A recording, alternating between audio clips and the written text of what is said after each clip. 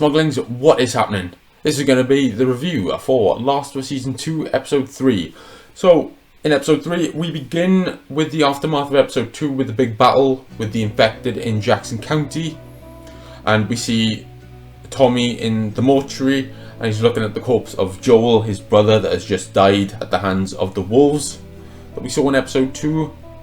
And after that, we get Ellie waking up traumatized in the hospital after she witnessed the events of Joel being killed by the wolves. And then we go to 3 months later, and I'm going to be completely honest, this is where this episode started to lose me, because Ellie wanted to go after the wolves immediately after Joel was killed in Last of Us Part 2, but here she's seemingly not affected by it, and I have a bit of an issue with that, as that does change her character quite a bit, but we'll leave that there for now. Jackson's been rebuilt, and Ellie is speaking to Gail about Joel, the therapist. So the therapist that Joel was speaking to is who Ellie is now speaking to about Joel, and it seems a bit odd because she's so casual about Joel's death, and that's just not the way she was in the game. And I know that it's a TV show, and I know that it's going to be done differently here.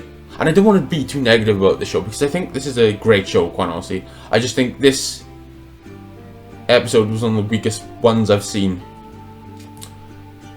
And I truly believe that they can recover. I just had a bit of an issue with this show in this particular episode, and her character is so laissez-faire and very casual about the death of Joel, and that did strike me as a bit odd compared with what I know about Ellie. And she's not as passionate about getting revenge on Joel, which is the whole conceit of Last of Us Part 2, and I'm really interested to see how this plays out over the course of the planned 2 seasons, because the whole theme of Last of Us Part 2 is revenge, and it truly leaving you empty after you actually get it. So it's interesting to see what they do with Ellie's character here. And it has been, like I said, 3 months since his death, and the passage of time is crazy because it just was not the case in Last of Us Part 2. And we see then that Ellie visits Joel's house, and Dina reveals here that the killers are wolves. And this is another issue that I have. Ellie found out that they were wolves because she read the jackets when she saw Joel in Last of Us Part 2. But here, it's Dina that's the one that's being perceptive, and that takes away another strength and another talent from Ellie, because she's the one that's usually quite perceptive. But here, it is Dina who's looking at the jackets and noticing that it is the wolves that are actually the ones that they need to go after. And she keeps that information for 3 months, which is insane. Why would you do that? That's another thing I found a bit stupid. She kept the information that the wolves are the ones that they need to go after for 3 months from Ellie, which struck me as odd. Again, another thing that I found a bit unusual. And then we see that Ellie is talking to Tommy, and they are trying to put a group together to take down the WLFs. And then they organise a council meeting. And it's odd that I'm saying this, because this is not the way it was in the game. And I don't want to be that person, because I'm usually not that person that wants it to be the way it was in the game, because I know that it's an adaptation. It needs to be different. But it's the essence of Last of Us Part 2 is Ellie's improvisational nature and her desire to get revenge on Joel, no matter the cost, no matter who she has to leave behind. She wants to get revenge on Joel no matter what, and then she's going to go after him. But again, it's just not the case in this particular episode. And this is a cool thing we see here, actually.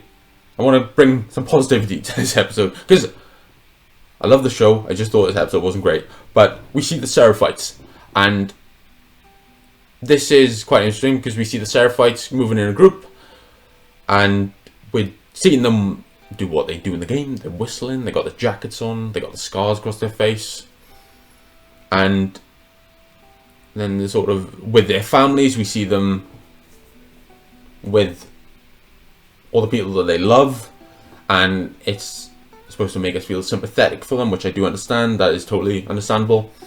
And they want to present the factions as sympathetic and not evil, just because they're not the people we know in Jackson County, which I do understand, so that is completely fine.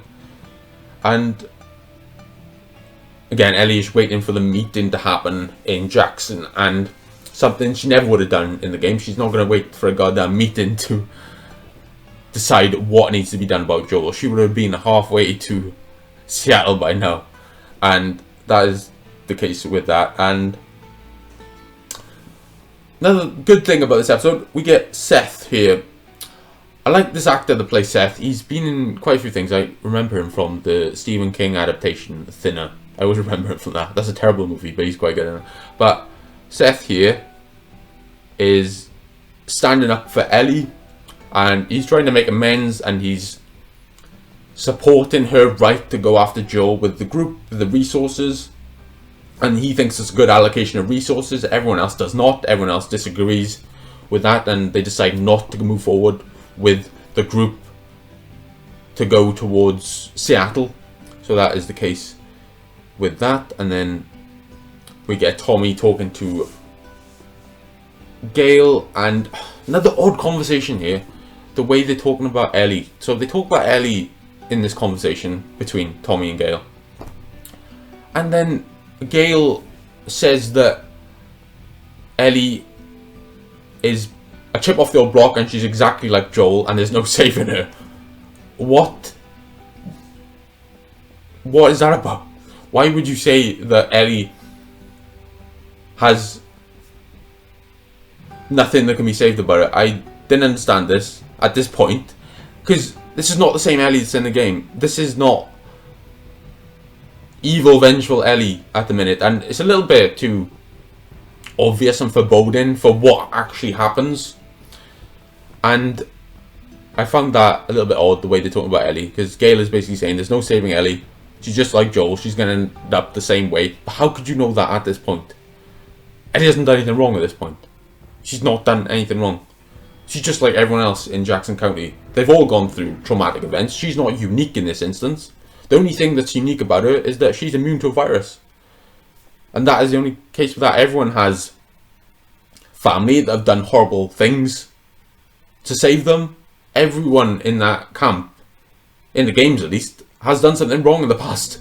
So I was a bit baffled by the way that Gail was talking about Ellie here, but that is the case with that. And then we get a mention of Eugene, the guy that smokes the weed and is in the weed den in the game, and the person that Joel killed in the show. That is the case with that. And then Gail just talking about Ellie being troublesome. I don't want to linger on this too much. It just seemed like Gail was talking about how troublesome Ellie was, and she's not really at this point, so it was a bit odd that they were talking about it that way. But that is that. And then Seth gets another moment of redemption. He helps Ellie and Dina escape Jackson County in the middle of the night because nobody else is going to get the group to go with them. And then they make their way to Seattle. So Seth, who I quite like here actually, he's clearly sorry about what he did. And he's basically saying that they were in the church and they shouldn't have been making a scene, is what he was saying. And that's slightly different from how it is in the game. It's a little bit more aggressive in the game. He's a bit more sympathetic again, and that's a big theme here. They're making the characters a lot more sympathetic in this show. And he's giving her the gun and letting them go with Shimmer, the horse. And that is what happens there.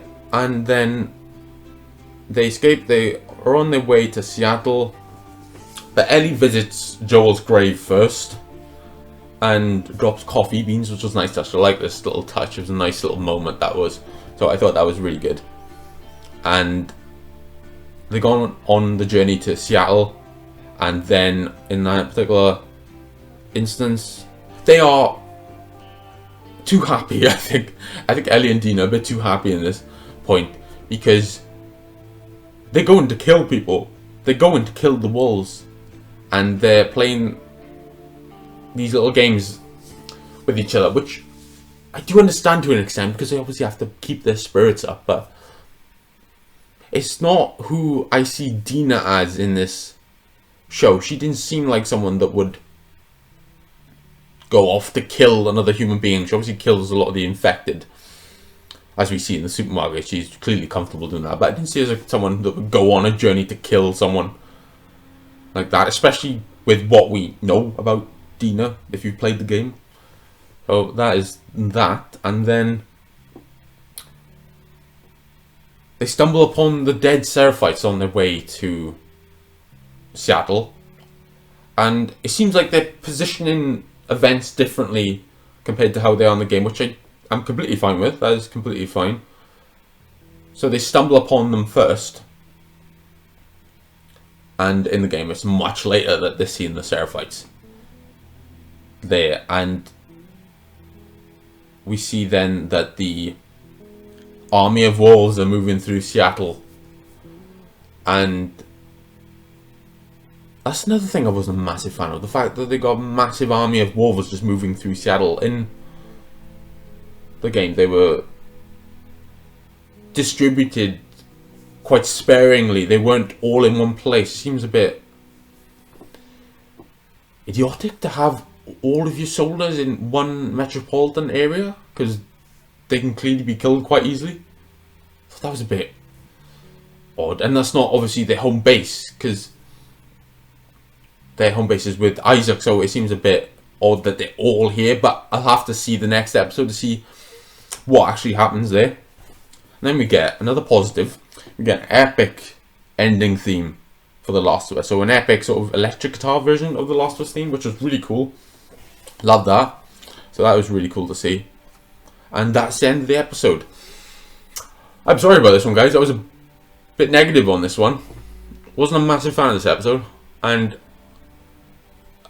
I'm a bit baffled by some of the decisions that were made in the show. I thought some of them didn't align with what I thought they needed to do, and that's completely fine. It's ironically a big theme of The Last of Us is subversion of expectations, but it seems like they undercut a lot of the impact of the game, the way that Ellie was so deranged and driven by anger to go towards the wolves to get revenge on Joel, and it seemed like she wasn't as passionate about it here, and it seemed like they nullified her character a little bit.